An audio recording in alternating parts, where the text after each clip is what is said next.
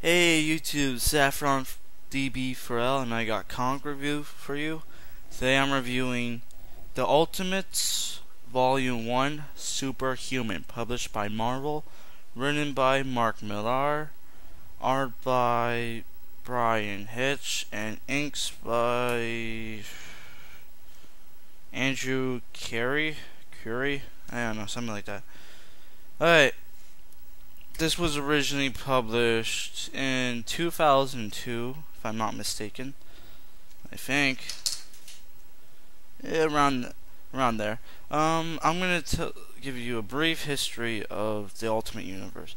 Basically, the Ultimate Universe is a reboot of the Marvel Universe, and so basically they were having problems getting new readers on their stuff, so they decided to make a separate line to start new readers. Basically a reboot. And they started out with Ultimate X-Men, if I'm not mistaken, the Ultimates, and Fantastic Four, stuff like that. Okay. If you're not familiar who the Avengers are, it's Captain America, Iron Man, Giant Man, Wasp, Thor, and the Incredible Hulk. And okay, this is basically, it starts off in World War II. Captain America fighting the Nazis. Nazis launch like a missile. Captain America stops it. Bam, jumps to the future. I mean the present, which is 2002, and basically Iron Man with Nick Fury, who looks like fucking Samuel Jackson. Sorry, motherfucking Samuel Jackson, the ultimate badass. Setting up a team, and they're calling it the Ultimates. And it has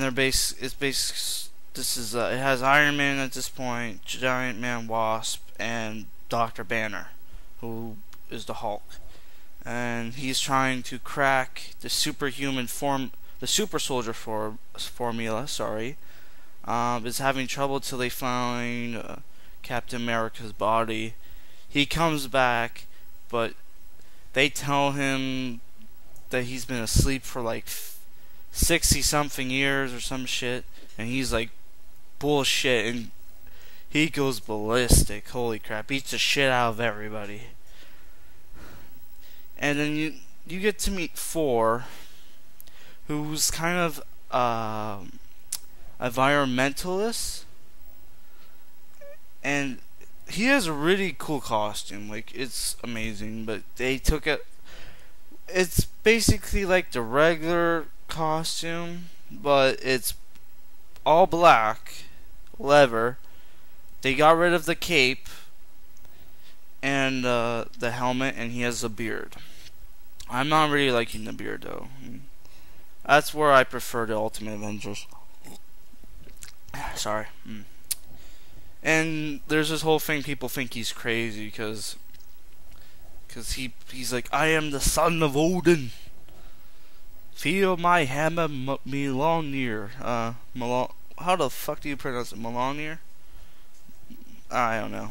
Something like that. And it's like metal instead of stone, and there's like a fucking axe. It's part axe, which looks really badass. Basically, all the costumes is made of leather and shit, except for Captain America, who has basically the classic Captain America costume, but they got rid of the wingtips and they put more pockets and shit. And he still has the classic scale mail, and no, it's not chain mail, you stupid fuckers. Okay, it's scale mail. Chainmail is interlocking chains. That's what the Vikings had. Scale mail is basically like, it's somewhat like plate armor, but it's like It's like in like scales. It just has scales and shit.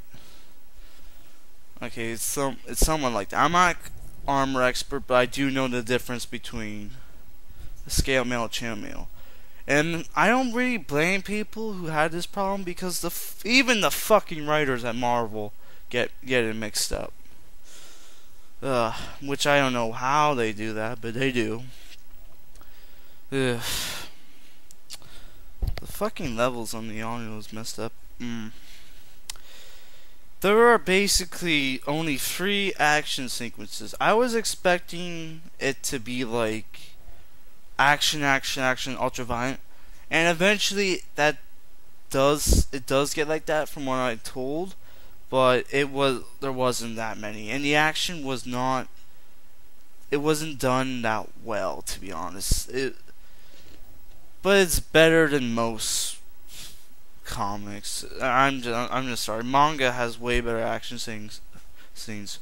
Read Berserk. The action is incredible in that, and the action is just okay. I'm gonna go to my likes, dislikes. I don't really have that many likes, except for great art, cool costume design, especially the Giant Man costume. It looks cool. Oh, and Iron Man's costume. Thank God they got rid of the repulsor blast. He has like this fucking laser thing on his arm that shoot lasers, like this mini gun thing, and his armor's like all red, and it's like mostly gray, some red, and it's really cool. Great covers. I love the covers, and it's more like of a drama than action epic because they're kind of setting it up. Okay, I'm gonna go with my dislikes. The dialogue is good and bad. You have a character saying, "Oh, I reckon this isn't the fucking Old West," and he was a scientist. What the fuck? What else? Oh, this is more of a drama. Like I already said that. Too many celebrity name dropping, and it's not like just one character does it.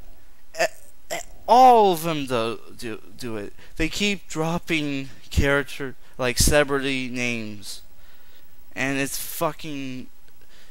gets fucking old. Like, stop it. And also they have Shannon Elizabeth. She's in here. Like, they have she doesn't even look like Shannon Elizabeth. She looks more like oh fuck, what's her name? That lesbian from Showgirls. What's her name? I fucking had it when I was reading it. Oh, that chick looks like, what's her name? Oh my god, how could I forget the lesbian from fucking Showgirls? Okay, I'm like going on IMDb right now. But okay, aside from that, they're kind of asshole-ish, especially Hank Pym. Oh my god, he's such an asshole. Why would you do that to him, man? I fucking love that character.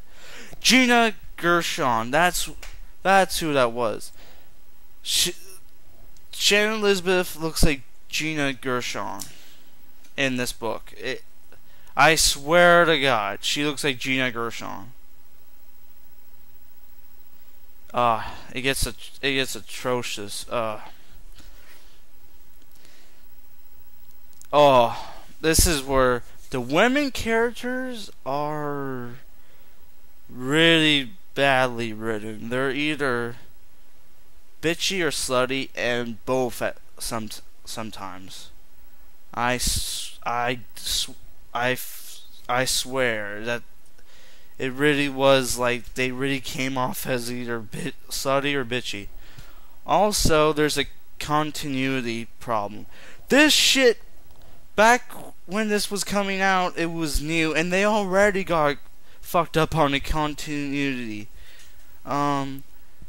Okay, it's the scene with Nick Fury and Iron Man, Tony Stark, they were talking about which members from which teams should come in and join them. And they mentioned the Fantastic Four.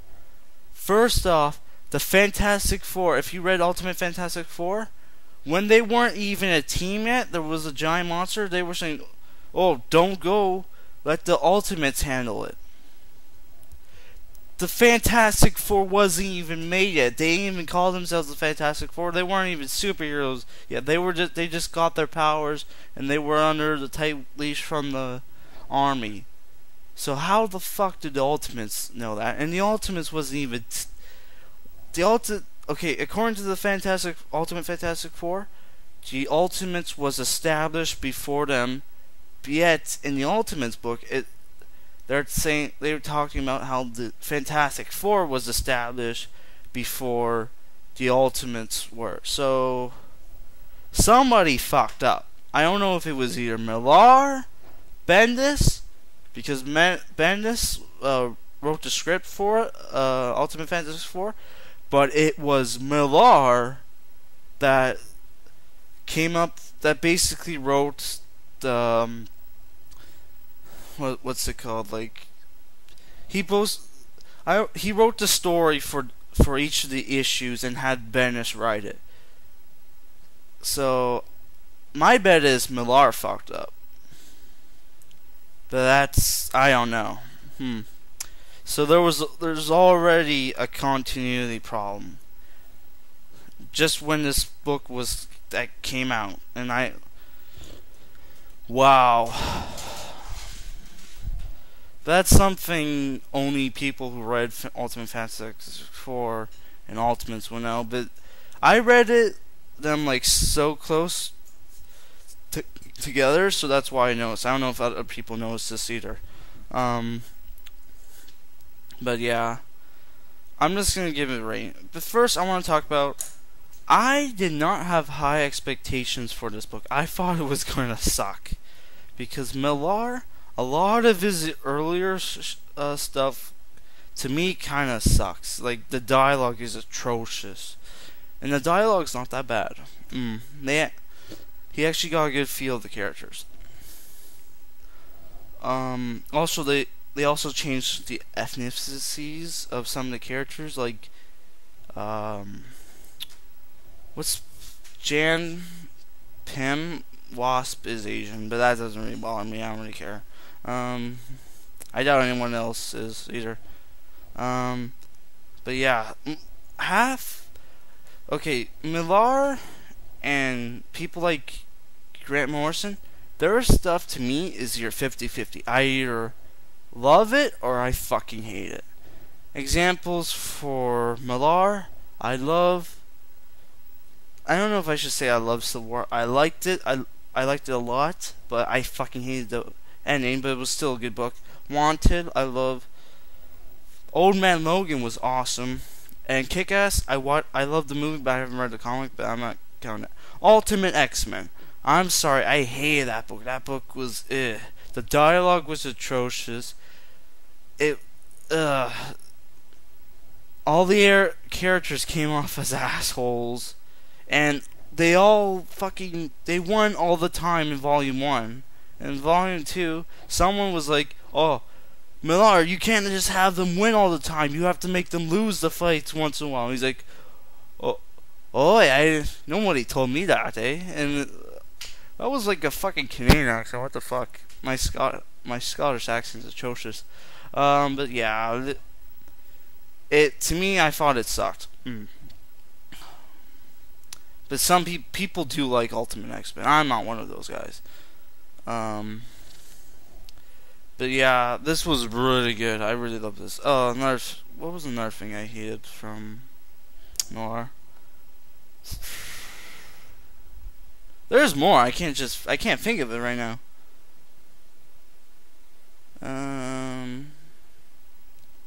Oh, Nemesis fucking sucked. I will say that on here right now. Nemesis fucking sucked. What he did for Nemesis was he took the main character from Wanted and put it in a universe where there were no supervillains.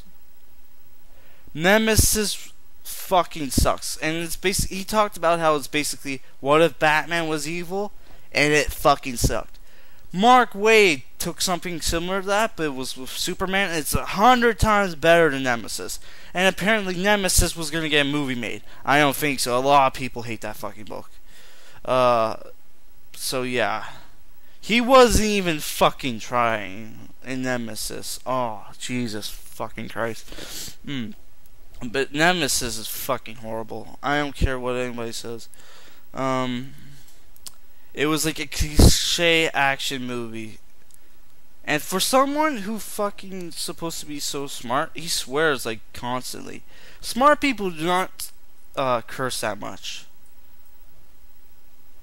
What the fuck. But yeah. This is a great, Ultimates is a great book. I'm going to be picking up more of this. Even though Ultimatum and Ultimates Free I heard sucked. But yeah, but you still get like, because Ultimates is like 12 issues and Ultimates 2 is like 12 issues. So you get like 24 issues of good shit. Hopefully. I don't know. I'll be reviewing more of this shit. So yeah, this is, I'm giving it a high myself. If you haven't checked it out, go do it now, man. Peace.